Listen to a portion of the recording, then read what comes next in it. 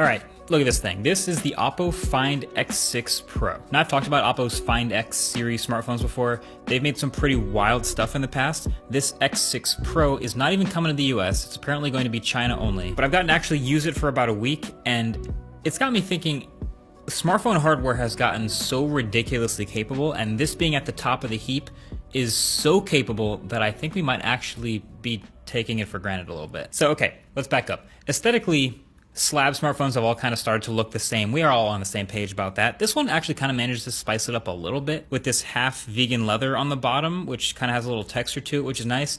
And then the top half and the rails are like this satin metal. So it is a bit different, and I actually like it a lot. But, you know, that's the OPPO Find series for you. They've been really good at spicing it up from the standard slab formula for a number of years, and they try all sorts of interesting stuff.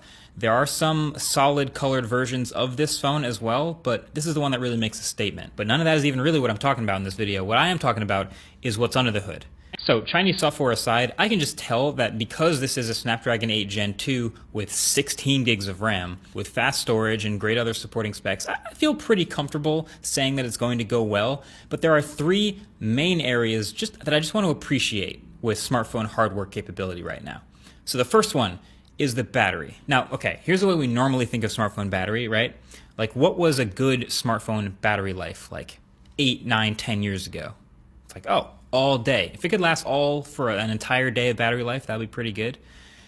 Now, fast forward all the way to 2023, and what is a good smartphone battery life? It's 1 day, all of a day, maybe 2 days if you're lucky. So it doesn't feel like it's advanced that much. But of course, you need to consider the amount of stuff our smartphones are doing has gotten way more dramatic, much more powerful processing, bigger screens, way more radios. These things are way more power hungry. So for those older smartphones, an all-day battery life meant having like a 2,000 to 3,000 milliamp hour battery.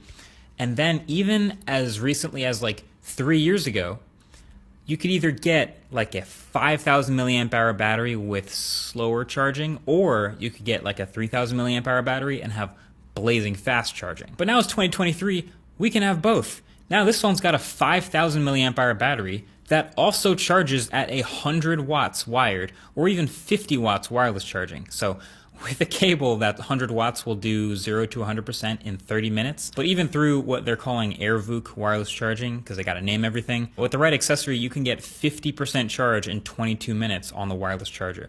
So it's kind of sick. Plus there's all the battery extras and modes to ideally help keep the battery healthy and optimized so that you can fast charge as much as you want without damaging a thing. It learns your schedule, does that whole dance. This phone even has an ultra low temperature charging mode. I think any phone could probably have this mode if they programmed it, but basically what this phone is doing is if it detects you're in extreme cold, like 0 to negative 25 degrees Celsius, so you're freezing. It's Canada in the middle of the winter, something crazy. And so it's really cold, the battery's really cold, but batteries need to be in a certain temperature range to charge quickly, like somewhere around room temperature. So if you plug it in that extreme cold and it needs to rapidly charge, it will actually run an artificial load through the computer, through the processor, like basically benchmark itself over and over again to start to generate heat in the computer to warm up the phone to get the battery to a better temperature to charge quickly. So even at the end of the day, if it's still, if it was 10 years ago, all-day battery life, and now today it's still all-day battery life, I still think it's way more impressive now than it was back then. So that's number one, the battery. Then number two is this display. So, watching this through a compression through a website on YouTube video and then on the screen of your phone, you won't be able to tell how awesome this screen is. Like, you'll just see another phone with thin bezels and some slightly curved edges and a hole punch cut out for the selfie camera, looking pretty normal. I remember not that long ago when we were first getting Retina displays in smartphones, we were getting basically right over the 300 pixels per inch, 300 ppi limit where you can't really discern individual pixels anymore. That was back in the iPhone 4S days where it was like a 60 hertz flat LCD, but it was like, oh, it's a Retina display. But this screen, this display here in a smartphone, this is a 6.82 inch diagonal with a 3168 by 1440 resolution. That's 510 pixels per inch for anybody counting. Razor sharp, but you can turn it down to 1080p anytime. It's also an AMOLED display with LTPO, so it goes all the way up to 120 hertz and all the way down to 1 hertz when it doesn't need to be moving at all to be efficient, and it has a 240 hertz touch sample rate. It's extremely responsive to the touch, whether it's scrolling or swiping around or gaming. It also has adjustable color settings to get it looking exactly dialed the way you want. And by the way, it has a max peak brightness of 2,500 nits. So there's pretty much no situation, whether it's in the dash of your car or outdoors in direct sunlight, there's no situation where it's not bright enough to be readable, which is dope. All while housing a pretty standard, really quick optical fingerprint sensor and the hole punch camera you saw with the cutout for the selfie camera at the top. Do I wish it was more flat? Yeah, if I was going to daily this phone, I'd want a more flat display than this, but I mean, this is the OPPO Find X thing. That's what they always do. They try to go a little fancy, a little spicy with the hardware, so I almost give it a pass because I expected that. But this display is world class. It's hard to appreciate on the camera, but if you showed this display or those numbers to people 8-9 years ago, it would be nuts. So that's 2. Then 3 is the camera. I mean, you look at a phone like this and it's pretty clear what the focus is. But the camera system on the backs of these phones has swelled up more and more over the years, especially on the flagships. At this point, it's damn near half the back of the phone. This one is a triple camera setup, so 1 standard, 1 ultra wide, and 1 periscope zoom. Now, those first 2 categories, display and battery, are less software dependent. Like, you can basically brute force your way into having a good one if you just buy a good enough part. Like, you don't need good software to have a great display, just buy a good display. And optimization helps, but like if you buy a huge battery, you'll have a pretty good battery life. But cameras are a little different. Cameras, as we talked about, are mostly, I mean, it's a lot of software work that goes into determining the character of the photos and videos you get out of a smartphone camera. It's basically a computer.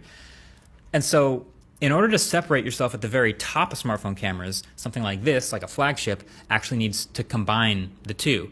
If you want to give your software the best chance of succeeding, you need to give it the best information possible. And so this is trying to do both. So let's not even worry about the megapixel count, but just the sheer size of the sensors in here and their light gathering abilities, and then the quality of the lenses they're able to fit in front of them. This is a primary camera that is a 50 megapixel, 1-inch type sensor with optical stabilization and a 1.8 aperture. And so while it still has to be OPPO's software that does all the processing, that is most of the work in creating a photo nowadays, it absolutely makes a big difference to give that computer as much light and as much information as possible. So that's what's going on. The biggest things that these huge sensors tend to struggle with is actually minimum focus distance and close-up subjects. So thankfully, this system also has a massive 1/1.56-inch ultra-wide sensor with an f2.2 aperture, and it also happens to have a 4-centimeter minimum focus distance, so you can take close-up shots, and it's got this built-in macro mode to handle most of the weaknesses of the primary camera. And there's a matching, identical actually, large sensor behind the 3x periscope camera. And that one also has an f2.6 aperture. So they are all 50 megapixel cameras. They can also all do a 2x crop and still be very detailed. So that kind of makes it feel like the 1x camera is now a 1x and a 2x, and then the 3x camera is both a 3x and a 6x. But then, you know, Samsung phones will go to the extra mile and also include a 10x camera, which can also crop if you want to. So they'll go like as much zoom versatility as possible. But the point is, yeah, we're throwing hardware at it now, and it works. It's important still. Camera systems like this were just kind of not on the radar a few years ago, especially because designs wouldn't really allow it. Like, we just kind of got used to gigantic bumps on the back of phones. So the downside, or maybe upside depending on how you see it, is phones today just have bigger and bigger camera bumps on the back to house all these massive sensors and big optics. But this one I actually don't really mind. Maybe you feel the same way. They've embraced the Hasselblad branding, obviously. They also put this whole thing in a huge circle, and then it has this nice knurled ring around the camera circle that reminds me of those like nice, especially Hasselblad cameras. It's got the dot in the middle, which is typically where you'd line up a lens to put it on. So it kind of plays it well. It looks fine. Also, there's a couple phones with like huge camera bumps where I like that the bottom of it is right in the spot that matches where my finger rests on the back of the phone. So I actually use the camera bump to hold up the back of the phone comfortably, and this is one of them. This phone also happens to have the fastest storage we've seen in Android phones. It's UFS 4.0 storage, has the fastest RAM, has the fastest Wi-Fi, is Wi-Fi 7 capable. It also has fantastic haptics. All of that is enabled by hardware. And this isn't even really the most powerful smartphone out. Like, let's be honest, it's going to be the gaming phones again that level up this chipset, give it crazy cooling, like overclock it. They'll do nuts things. They'll prioritize different things. They'll have a higher refresh rate screen. They'll have big front-facing speakers and things like that. Others might prioritize design in a way that's like extra thin. Different phones do different things. And that's not even touching the whole battle being fought over how folding phone form factors should work, because there are a lot of options out there, and that is all hardware, and that is all still very interesting. But just as far as the standard slab smartphone, these pieces of hardware would be like unthinkable 8, 7, 6 years ago. So that's pretty cool. Thanks for watching. Catch you guys in the next one. Peace.